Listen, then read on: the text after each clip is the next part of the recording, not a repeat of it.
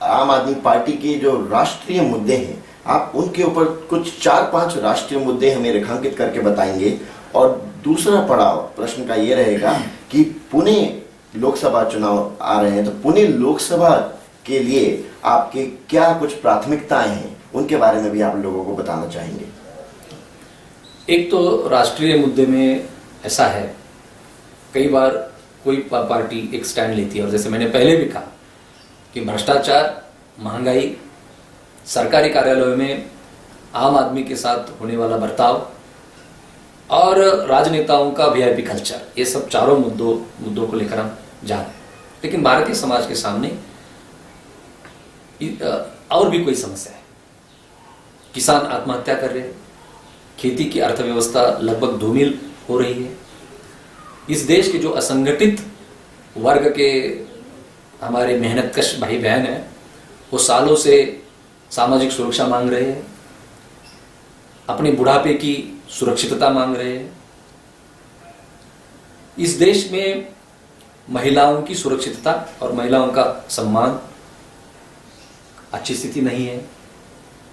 साथ ही साथ इस देश के उद्योजक भी नाराज हैं। क्रोनी कैपिटलिज्म के चलते एक सही दिशा में उद्योजकता को बढ़ावा मिलने के लिए जो एक फेयर प्लेग्राउंड होना जरूरी होता है, कि आप पारदर्शिता के साथ सबको एक समान अवसर मिले, और जो ज्यादा धाड़स करेगा, जो ज्यादा इनोवेटिव आइडियाज लड़ाएगा और जो ज्यादा ठीक तरीके से एक क्वालिटी प्रोडक्शन बढ़ाएगा, उसको एक प्रोत्साहन मिले। इस तरीके का एक खुला वातावरण नहीं है। इसके चलते उद्योजक भी नाराज है। हमारे व्यापारी भाई बहन जो है वो भी नाराज है, क्योंकि कई तरह के सरकारी कानून और नियम और उसकी जो प्रावधान है, उससे कोई काम ही नहीं होता है जल्दी। कई तरह के रोड़े डाले जाते हैं, पैसों की मांग की जाती है। तो हम कैसे व्यापार करें? अगर प्रामाणिकता के साथ एक जो मिनिमम मुनाफा है वो लेकर किसी को व्यापार करना है, तो उसके लिए भी सही वातावरण नहीं है। मुझे लगता है कि ये सारे मुद्दे एक पारदर्शी राजनीति और स्वराज की कल्पना पर आधारित जनता की भागीदारी वाली व्यवस्था, निर्णय प्रक्रिया में भागीदारी वाली व्यवस्था, इसके साथ हमको हल करनी पड़ेगी। और आम आदमी पार्टी के पास ऐसे सभी समस्याओं के बारे में भूमिका है, कार्यक्रम भी है। और भी कुछ समस्या, जाति व्यवस्था, जैसे मैंने पहले भी कहा कि जाति व्यवस्था एक मूलभूत समस्या मानती है, और जाति व्यवस्था को खत्म करने के लिए कुछ कार्यक्रमों का प्रावधान करना जरूरी है। तो आम आदमी पार्टी के पास ऐसे अनुभवी नेतृत्व है जिन्होंने सालों से इनमें से कई समस्याओं पर काम किया है। तो उसके चलते आम आदमी पार्टी के पास कार्यक्रम भी है, भूमिका भी है। तो निश्चित रूप से आगे आने वाले दिनों में इस पर हम जनता को भी ये दिखाएंगे कि किस तरह से हम इस सवालों पर काम करने वाले हैं। लेकिन चुनाव में आज जनता के पास ये मूलभूत मुद्दे लेकर हम जा रहे हैं। अब रहा सवाल ऊना वासियों की समस्याओं के बारे में। ऊना शहर एक बहुत बड़े पैमाने पर विकसित होने वाला शहर है। जनसंख्या बढ़ रही है ऊना की। वो बाहर से हमारे सूखा या अकाल के कारण बाहर से जो लोग पूना में आते ही हमारे भाई बहन, उनके कारण भी बढ़ रही है। और ऐसे में पूना की जो नागरिक सुविधाएं, उस पर बहुत बड़ा एक तनाव पैदा हो रहा है। और उसके चलते एक जो बेहतर जीवन मान पूना वासियों को जो हासिल होना चाहिए, उससे पूना के लोग वंचित हैं।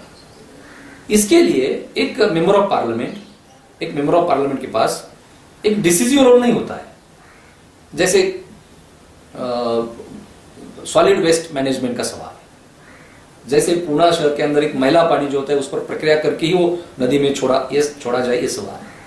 महानगर पालिका की स्कूल अच्छी गुणवत्ता के साथ चले और हर पेरेंट्स को, हर पालक को अपने बच्चे को अगर महानगर पालिका के स्कूल में ही दाखिला लेना है तो पर्याप्त अवसर भी हो और वहां अच्छी शिक्षा मिले।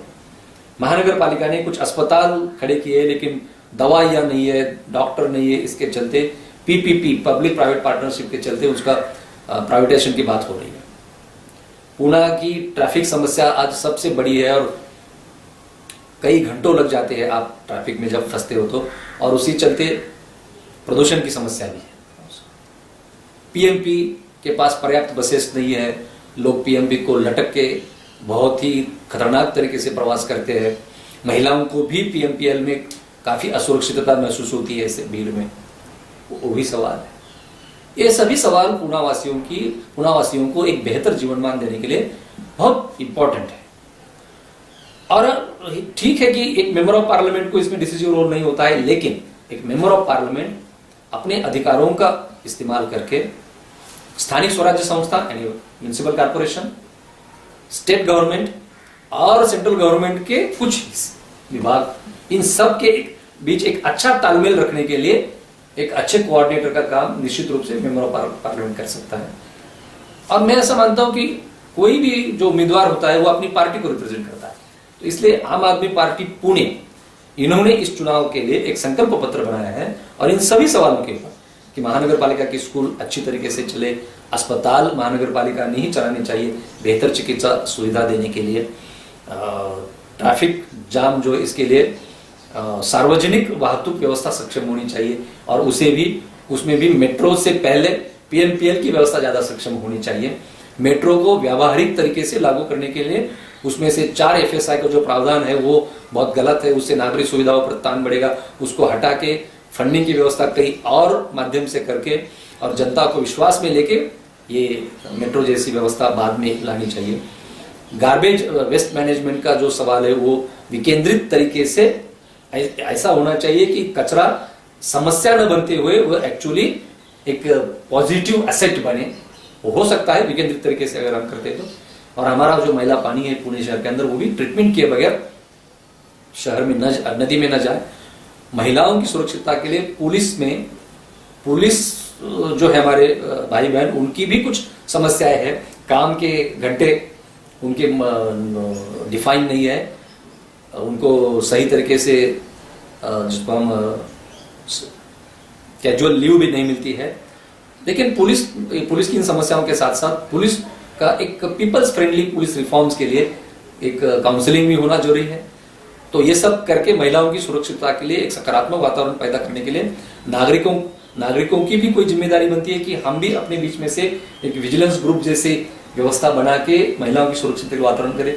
ऐसे सभी पुणावासियों की जो ऐसे सभी सवाल है उसको लेकर आम आदमी पार्टी और एक पुणे के उम्मीदवार के नाते हम निश्चित रूप से हमारे पास कुछ विचार है, कुछ कार्यक्रम भी है और आने वाले दिनों में हम निश्चित रूप से उस पर काम करेंगे जिससे पुणावासियों को एक अच्छा बेहतर जीवनमान उपलब्ध हो। अंत में आप पुणे के मतदाताओं को संबोधित करते हुए कोई अपील करना चाहेंगे क्या? देखिए, पूना लोकसभा कॉन्स्टिट्यूंसी जो है, पूना लोकसभा चुनाव क्षेत्र, उसको आज तक कई दिग्गज नेताओं ने, अभ्यासु नेताओं ने उसका प्रतिनिधित्व किया है। लोकसभा SM जोशी, नाना साहेब गोरे, मोहन दारिया, कांग्रेस के भी विठ्ठलराव गाडगीळ जैसे नेताओं ने रिप्रेजेंट किया है, जो लोकसभा में अपने अभ्यास और आकलन के आधार पर लोकसभा की चर्चाओं में एक बहुत ही कंस्ट्रक्टिव तरीके से पार्टिसिपेट करते थे ताकि जनहित की योजनाएं, जनहित का धोरण अमल में आए। पिछले कुछ दिनों से पूना लोकसभा से जो सांसद चुने गए उन्होंने इस तरीके का एक कंस्ट्रक्टिव कंट्रीब्यूशन लोकसभा के अंदर नहीं दिया है। आम आदमी पार्टी ने ये अवसर पूनावासियों को दिया है। साथ साथ एक पूना शहर, अगर हम सभी पूनावासी इकट्ठा आते हैं तो पूनावासियों के पास कुछ भी कमी नहीं है। हम सब मिलकर एक बेहतर पुणे और नागरिकों के लिए एक बेहतर जीवनमान देने वाला पुणे बना सकते हैं और एक आदर्श पूरे देश के सामने भी रख सकते हैं। ये अगर हमें करना है तो आम आदमी पार्टी के इस चुनाव अभियान में पूनावासियों को मैं अपील करूंगा कि आप शामिल हो जाए। जो झाड़ू चुनाव चिन्ह है आम आदमी पार्टी का, उस पर अपनी पसंद की मोहर लगाए और जो झाड़ू आज तक हम घर की गंदगी साफ करने के लिए इस्तेमाल करते थे, वही झाड़ू आज पूरे देश भर में राजनीति के अंदर जो फैमिली डायनास्टी होगी, जो करप्ट पॉलिटिशियंस होंगे, जो अपराधी छवि वाले पॉलिटिशियंस होंगे, इस तरीके की जो एक गंदगी राजनीति में आई है, उसे साफ करने के लिए आम आदमी पार्टी का झाड़ू अगर हाथ में लेंगे, आम आदमी पार्टी के झाड़ू को पसंद दोगे तो निश्चित रूप से पूना के लोग पूना को भी बेहतर बनाएंगे और पूना के माध्यम से पूरे देश के सामने एक अच्छी मिसाल खड़ी कर पाएंगे। तो मेरा यही अपील है पूना वासियों को कि आम आदमी पार्टी की ये जो राजनीति है, जो बदलाव की राजनीति है, जो परिवर्तन की राजनीति है, जिसके कारण आपके मन में भी कई आशाएं पैदा हुई है, उमंगें पैदा हुई है, तो आए हम सब मिलकर इसे एक आखिरी पड़ाव तक लेके जाए। ये जो परिवर्तन की मशाल लेकर हम निकले हैं, उस परिवर्तन के आप भी दूत बन जाए। आम आदमी पार्टी को चुन के, आम आदमी पार्टी के झाड़ू चुनाव चिन्ह को चुन के इस परिवर्तन के रैली को हम सब मिलकर सफल बनाएंगे, यही मेरा आह्वान है। हम बात कर रहे थे आम आदमी पार्टी के पुणे लोकसभा उम्मीदवार श्री सुभाष वारे जी से। वारे जी, आपने इस कार्यक्रम के लिए समय निकाला, आपका बहुत बहुत धन्यवाद और आने वाले चुनाव के लिए आपको बहुत बहुत शुभकामनाएं। धन्यवाद।